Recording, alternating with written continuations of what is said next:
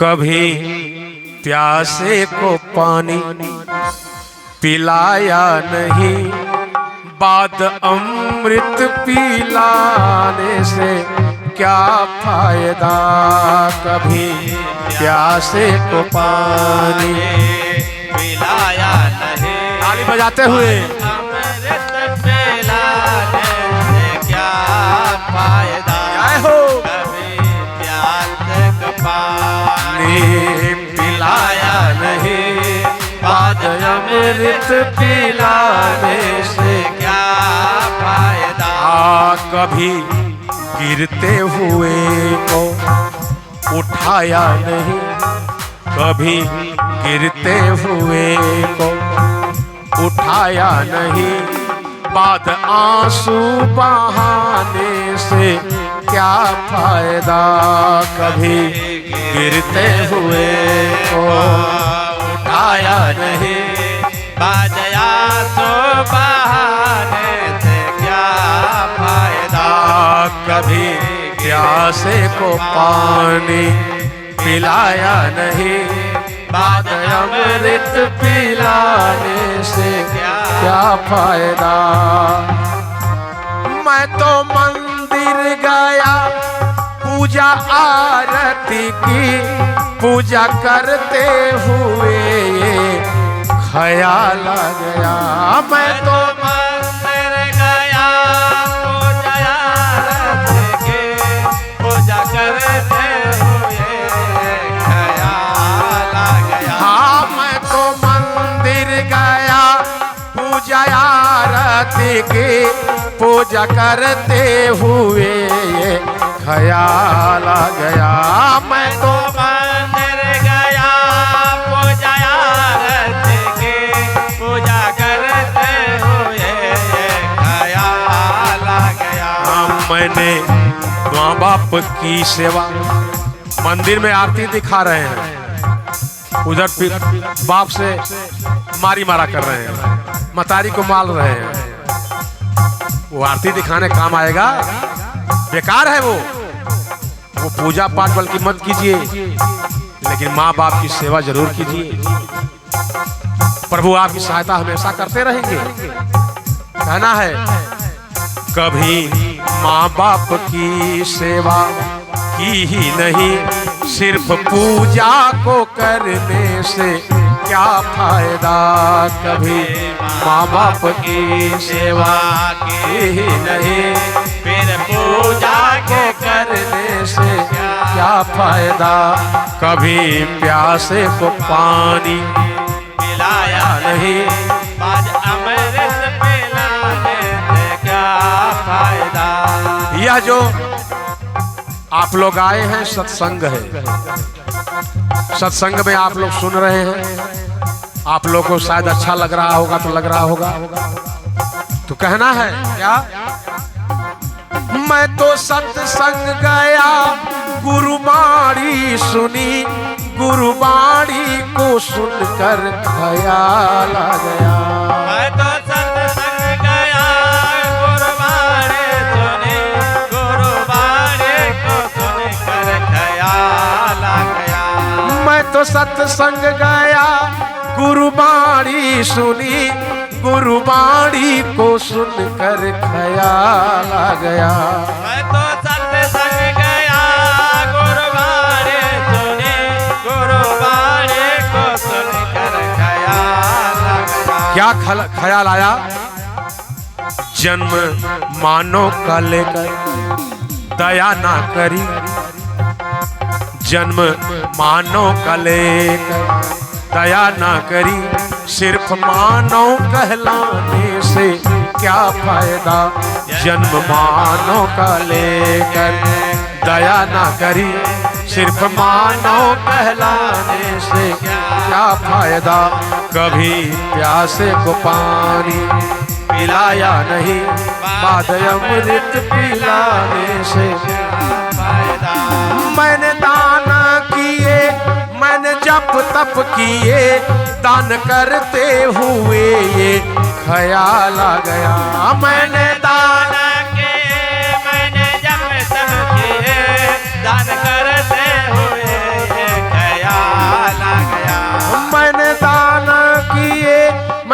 जप तप किए दान करते हुए ये ख्याल आ गया। मैंने दान किए, मैंने जप तप किए, दान करते हुए ये ख्याल आ गया। कभी भूखे को भोजन, कभी भूखे को भोजन खिलाया नहीं। लोग बहुत पैसा दान कर देते हैं लेकिन एक भूखा व्यक्ति को खिला नहीं पाते। दरवाजे यदि भिखारी चला जाता है तो उसको 2-4 रुपया दे नहीं पाते। अब मंदिर में जाके अगरबत्ती दिखाएंगे, पूजा करेंगे, बहुत बड़ा पुजारी बनेंगे। और घर से कोई भिक्षुक जा रहा है तो उसको भगा दे रहे हैं। भगवान किस रूप में कब आ जाएं कोई नहीं जानता। इसलिए अपने दरवाजे से 1 ही रुपया दे, 2 ही रुपया दे, लेकिन जरूर दे। इसलिए कहना है कभी कभी भूखे को भोजन कराया नहीं। दान लाखों का करने से क्या फायदा, कभी भूखे को भोजन कराया नहीं। दान लाखों का करने से क्या फायदा, कभी प्यासे को पानी पिलाया नहीं। बाद अमृत पिलाने से क्या फायदा। गंगा नहाने हरिद्वार काशी गया। गंगा नहाते हुए ये ख्याल आ गया। गंगा नहाने हरिद्वार काशी गया। गंगा नहाते मन में ख्याल आ गया। क्या ख्याल आया? खूब गंगा जी में नहा रहे हैं, कुंभ में जाकर के नहा रहे हैं, समंदर में जाकर के नहा रहे हैं। कहना है तन को धोया मगर मन को धोया नहीं। मन में कपट है, किसका लूट लूं, किसको दबा दूं, किसकी बेईमानी कर लूं। गंगा नहाने से फायदा होगा? नहाने से फायदा नहीं होगा जब तक कि मन का मैल नहीं धोओगे। कहना है मैं तो गंगा नहाने हरिद्वार काशी गया। गंगा नहाते हुए ये ख्याल आ गया। मैं तो गंगा नहाने हरिद्वार काशी गया। गंगा नहाते हुए ये ख्याल आ गया। तन को धोया मगर मन को धोया नहीं।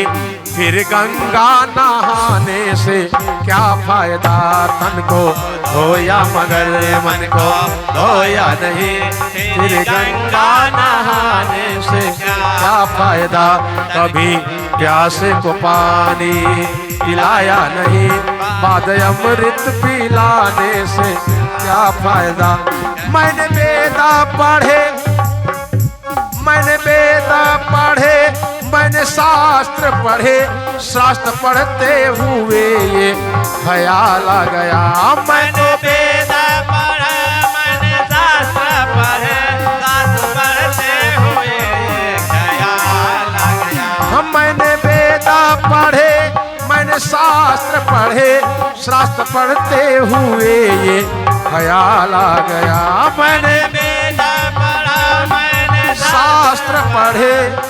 पढ़ते हुए ये ख्याल आ गया। मैंने ज्ञान किसी को भी बांटा नहीं। आप खूब ज्ञानी हो, यदि आप किसी को ज्ञान नहीं बांट रहे हो तो आपका वेद शास्त्र पुराण सब पढ़ना बेकार है।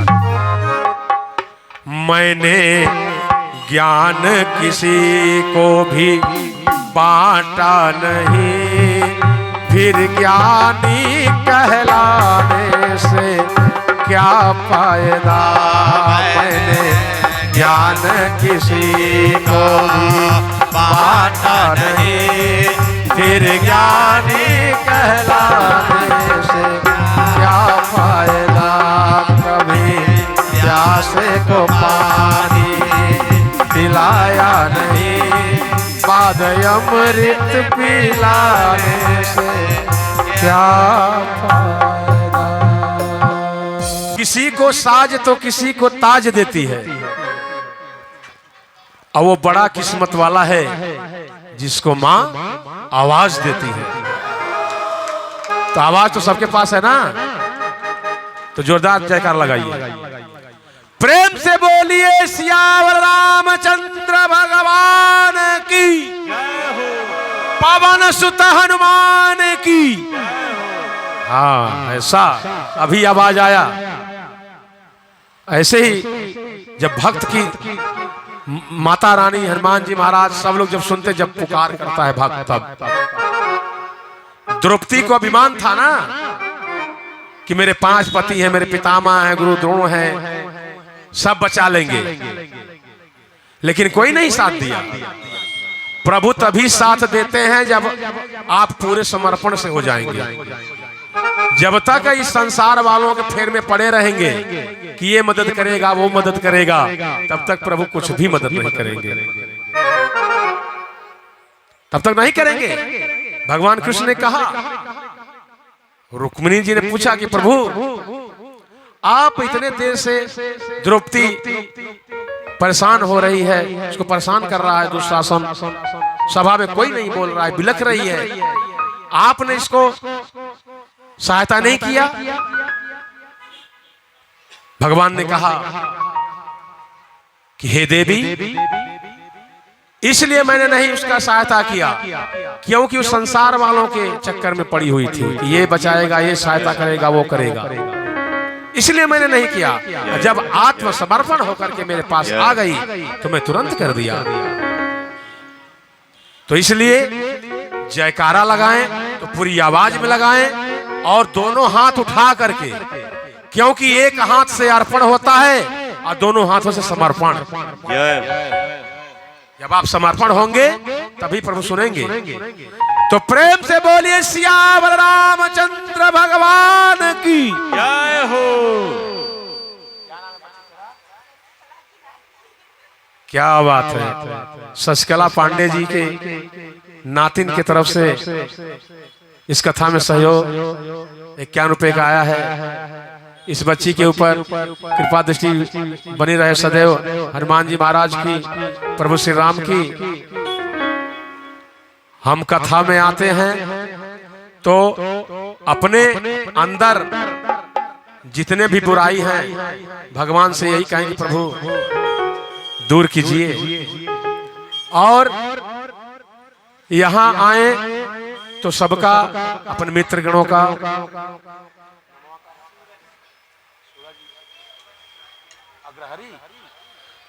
इस कथा में 51 रुपए का सहयोग सूरज अग्रहरि जी की तरफ से आया है।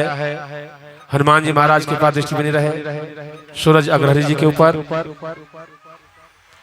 कथा में जब हम आए, देखिए कथा में, कथा सुनना तो सब जानते हैं कि हनुमान जी ने ये किया वो किया, सबको मालूम है, लेकिन उसका हमारे जीवन से क्या ताल्लुक है उसको समझना। हम कथा में आते हैं तो कथा में आते हैं तो सिर्फ सुनने के लिए, कोई मजा लेने के लिए आता है। 3 तरह के श्रोता होते हैं। एक श्रोता होता है, तुम कितना भी कुछ कहते रहो, गाते रहो, बजाते रहो, कथा सुनाते रहो, वो खर्राटे मार कर सोता रहेगा, उसकी नींद कथा में ही पूरा होगी। दूसरा तरह का होता है सरौता। जानते हैं ना सरौता? सरौता क्या करता है? सरौता काटने की करता है। कह रे गया था, बहुत नागेश्वर मंदिर में जगह नहीं है, पंडाल बहुत छोटा बना हुआ है, पब्लिक बहुत कम है, महाराज परमानंद क्या कथा कहेंगे, उनको क्या आता है। ये सरौता है, उनका काम ही है काटना, वो काटेंगे। एक होता है श्रोता, जैसे आप लोग हैं। श्रोता का मतलब वो सुनेगा ध्यान से कि क्या हो रहा है, तो जब वो ध्यान से सुनेगा तभी वो आगे बढ़ेगा। ए भाई देखो बच्चे पीछे हैं, शोरगुल कर रहे हैं बच्चे पीछे, बच्चे पीछे शोरगुल कर रहे हैं। आप थोड़ा देखिए, ध्यान दीजिए। तो ये तीन तरह के होते हैं, सोता, सरौता और श्रोता। तो कथा में आप आ रहे हैं, इतना समय व्यतीत, किसी के पास समय है बंबई में? समय नहीं है। समय निकाले हैं तो उसका लाभ लीजिए, क्योंकि हमारा शरीर, हमको सुख कहाँ मिलेगा? क्या ऊपर सुख है? ऊपर स्वर्ग है? स्वर्ग आपका घर ही है। और कब स्वर्ग है? जब आपके पुत्र आज्ञाकारी हो, आपकी पत्नी आज्ञाकारी हो, आपका जो भाई है वो आज्ञाकारी हो, वही ना स्वर्ग है। कितना भी रुपया कमा रहे हो, आते आते घर में कलह चालू, तो नरक है। तो इसलिए जितना धन आप कमा रहे हैं, जितना मिल रहा है, उसी में सुख का अनुभव कीजिए। क्योंकि इंसान दुखी क्यों होता है? दुखी तभी होता है जब वो अपने से ऊपर वाले को देखता है। जब अपने से ऊपर वाले को देखता है कि अरे ये इसके पास इतना है, अरे नीचे वाले को भी देखो, तुमसे भी नीचे क्या है, तुम्हारे पास रूम है, उसके पास तो रूम भी नहीं, बेचारे भाड़े पे है, उससे तो अच्छे हो। तो इसलिए कभी भी दूसरे के अपनी तुलना बड़ों से मत कीजिए, नीचे स्तर से कीजिए, तो आप सुखी रहेंगे। अन्यथा क्या नाम है इस कथा में? सुनील पाल की तरफ से 51 रुपए का सहयोग आया है। हनुमान जी महाराज की दृष्टि बनी रहे पाल जी के ऊपर। इसलिए कथा में आप आए हैं, ध्यान दीजिएगा, ध्यान दीजिएगा। मन इतना चंचल है कि अस्थिर रहता ही नहीं, कुछ न कुछ सोचता ही रहता है। इसलिए कहना है कि मन की तरंग मार लो, बस हो गया भजन। मन ही, बहुत सी माताएं बहनें ऐसी हैं कि पति अगर 10,000 कमा रहे हैं तो 20,000 का खर्चा कर देती है। तो बताइए उनका परिवार सुखी रहेगा कि दुखी रहेगा? दुखी ही रहेगा ना।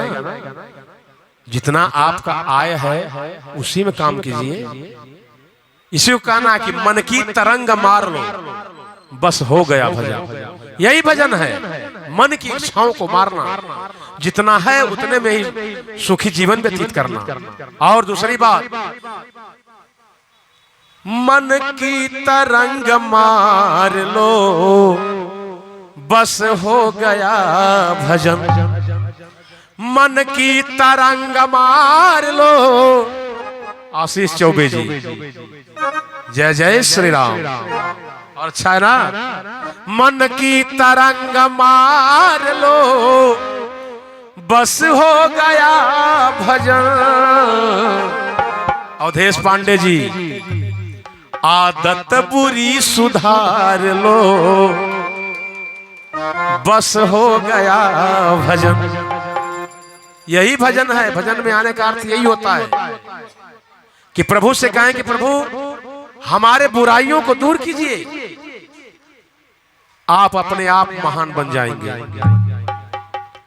आपका नाम होगा, आपका सम्मान होगा समाज में। सिर्फ दूसरे को समझाइए मत, अपने भी वैसा बनिए। जब आप वैसा बनेंगे तब आपका सुनेंगे। ऐसा नहीं कि व्यास पीठ पर बैठ करके तुम कर ही नहीं रहे हो, दूसरे को बता रहे हो। वैसा बनिए, तब व्यास पीठ पर बैठिए, तब लोगों को बताइए, तब सुनेंगे। और एक भक्त जो है, आप कहीं जा रहे हैं तो आप कोई प्यासा है उसको पिला दीजिए। ये पुण्य का काम है। कोई गिर रहा है, सक्षम है तो थोड़ा उठा दीजिए। कथा में आने का मतलब ये होता है, ये नहीं कि आकर के भगवान से कहें कि प्रभु हमारे बगल वाल का नाश हो जाए। आप पूजा पाठ कर रहे हैं किसी का नाश करने के लिए, और नाश होगा नहीं होगा, तुम्हारा ही पहले नाश हो जाएगा। क्योंकि हनुमान जी महाराज कुमति निवार सुमति की संगी, जिसके अंदर कुमति है गदा लेके उसी का सुधार करते हैं पहले, और जिसके पास सुमति है उसकी रक्षा करते हैं, उसकी सहायता करते हैं। तो आए भजन के माध्यम से हम बता रहे हैं कि आपको क्या क्या करना चाहिए।